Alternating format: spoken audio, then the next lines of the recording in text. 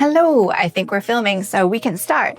I am taking the opportunity while my littlest one naps and my middle one is playing nicely in the background, so apologies if you hear him, to talk to you about potty training. So congratulations, you've got a tiny human who is ready to potty train. Woo!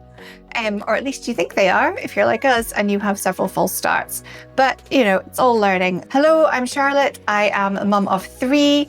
I have a 7-year-old, a 4-year-old who you can hear in the background, and a just turned 2-year-old who is currently napping, and we are about to start potty training. So I thought, since I've already done this twice, once with a girl and once with a boy, I would share what I've learned along the way. Hopefully some of this is useful to you if you have a tiny human who is ready to start potty training. So the first thing you're going to need to do is to make sure that you have a good cleaning spray and a good upholstery cleaner, because there are going to be accidents. It doesn't matter which ones you have, whatever ones suit you. I like these ones. Go with whatever you've got on hand. It doesn't have to be fancy, but you're going to need them. The next thing you're going to need is a lot of patience, because it's a very start-stop process.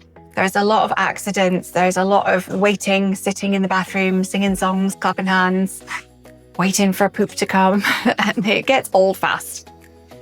So make sure you've got a lot of patience and, you know, maybe some kind of reward system if that's what you want to go with. We've had sticker charts for the kids and a glass of wine from mum. But whatever works for you. Talking about it with your children, normalizing it, taking them to the toilet with you, all very, very, very good things.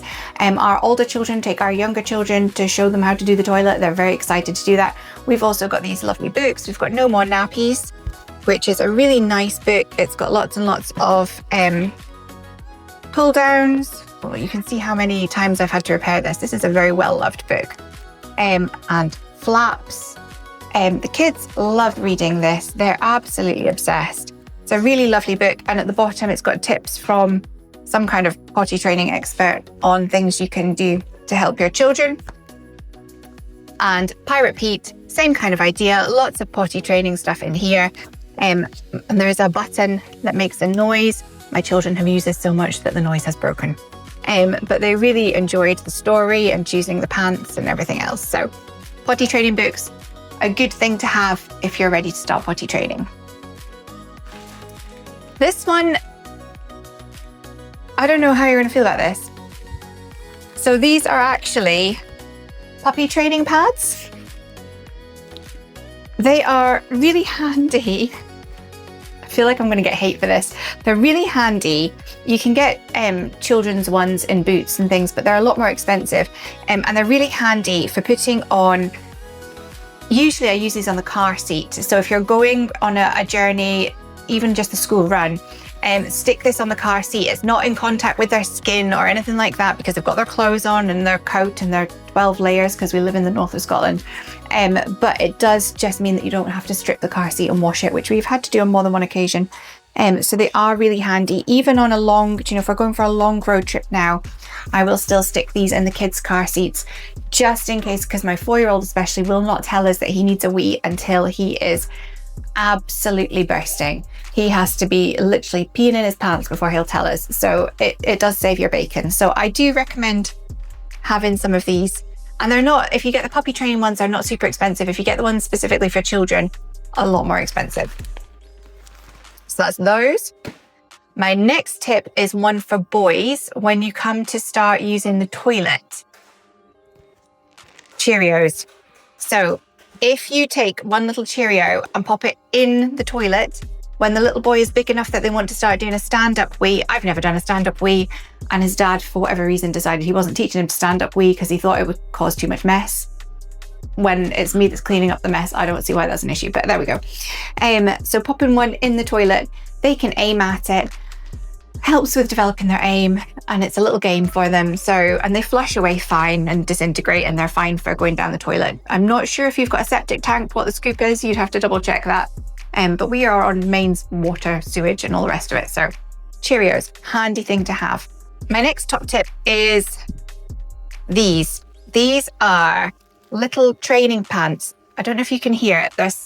They're kind of padded, and they've got a little bit of like plastic in the front of them, so that when they do a pee in them, they feel that they're wet. but they are quite absorbent, so it doesn't go straight through to their clothes. So it gives you that little bit of grace to get them changed. Some people love these, some people hate them. They didn't work for one of my children. They worked really well with another one. It's individual. I'll pop an Amazon link in the description for some of these things. It will be an affiliate link. So if you shop through it, we would be very grateful. We get a little something to help support the channel, and it doesn't cost you any extra. They are quite handy. They go in the washing machine. Hello, are you okay? Okay, go eat your carrot sticks then. Sorry. They are really easy. You can see these are bubbly. They've been through 2 children already, and waste not, want not. I will be using them for my 3rd. Washer, not great in the tumble dryer. You can do it on a cool setting, but I tend to just stick them on the air to dry. You will need loads of them because you will go through about 12 pairs a day in the beginning. So that's another top tip, is if you can pick up kids' knickers in the sale for like the next size up or whatever, because you will go through about 1,000 of them in the first few days as you're doing this, because they will just have accidents everywhere. Potties. Most children will enjoy using a potty. I know mine quite enjoy having it in front of the telly while they're having a snack, like they're Henry VIII. I don't know. I just always imagine him being on the toilet with a snack. I don't know where that's come from. I like this kind for using in the house because it's very easy to just tip down the toilet and wash it out. But if you are traveling, this kind is excellent. They do all sorts of different animals, so I'm sure you'll find one to suit your child. And they've got this little twist at the front. You can see how good the suction is. And then it's got a good kind of seal around here to seal in whatever's been done. This hasn't been used in a while because we are just away to start potty training again, so it's probably not seen the light of day for a good year or so. So it does need a clean. And then it locks together, and we've never had a spill or a leakage from it. I do tend to try and keep this one just for traveling because the emptying and the cleaning of it is a bit more involved than the other one. If your child doesn't like the potty, or if they want to use the toilet because that's what they see you doing, having a step stool, we've got this one with a nice little step and a seat, and you just lift the toilet seats and stick this on the top of the toilet. I've also got a friend who's got the toilets. She changed her toilet seats for the one that's got the built-in child toilet seat. They're very cool, but I was not changing our toilet seats because I am too lazy. So I bought this guy. We've got one in each of the main bathrooms. The kids use it. It's great. It's even easier than using the potty because obviously there's less cleaning, and we're all about less cleaning. So super handy if you've got a child who wants to actually use the toilet, but their legs are a little bit small. Next one is a really good thing for boys. So this is the Frog. It's got 2 suction cups which just suction onto the wall. So it sits on the wall, and you can then put it to the right height for your child, so you can get them to walk up to it and measure, to the right kind of height, where hopefully they're not going to miss. But having already got a boy using this all the time who's watching me right now, I can tell you he misses more than he hits. It just lifts out, so easy cleaning again. And it has got this little red tongue thing. I'm not going to touch it for obvious reasons, that they can aim for, and it spins round. And it's really fun if they're learning to be standing up. And my 4-year-old will only really use this now, and it does need another good clean. Everything needs a clean when you've got children. And the next thing I think you're going to need is a step stool of some kind, because you need to teach them to wash their hands after they have used the toilet. We've got this lovely yellow one from IKEA in this bathroom. We've got a plastic one from Asda in the other bathroom. Doesn't matter, doesn't need to be fancy, just something so that they can reach to wash their hands or puddle in the water for a good half an hour and soak your bathroom.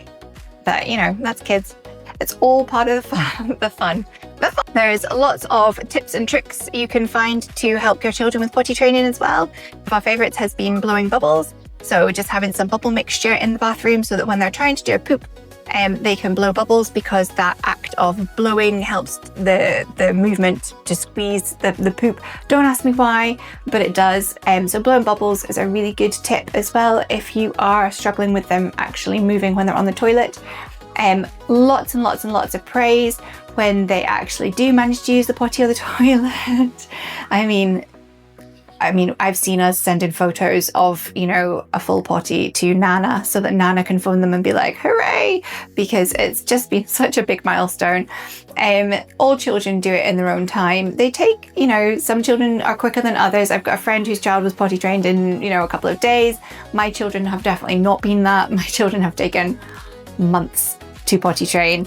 And you know, every child is different. It is what it is. You just got to roll with it. Make sure that they feel loved and that they're not ashamed of it for any reason, that they're nice and supported.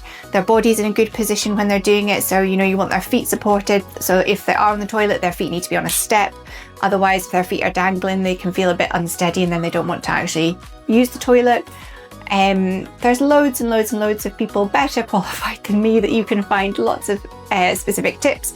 This is more of a things that we've got that help us with potty training rather than a how and what to do.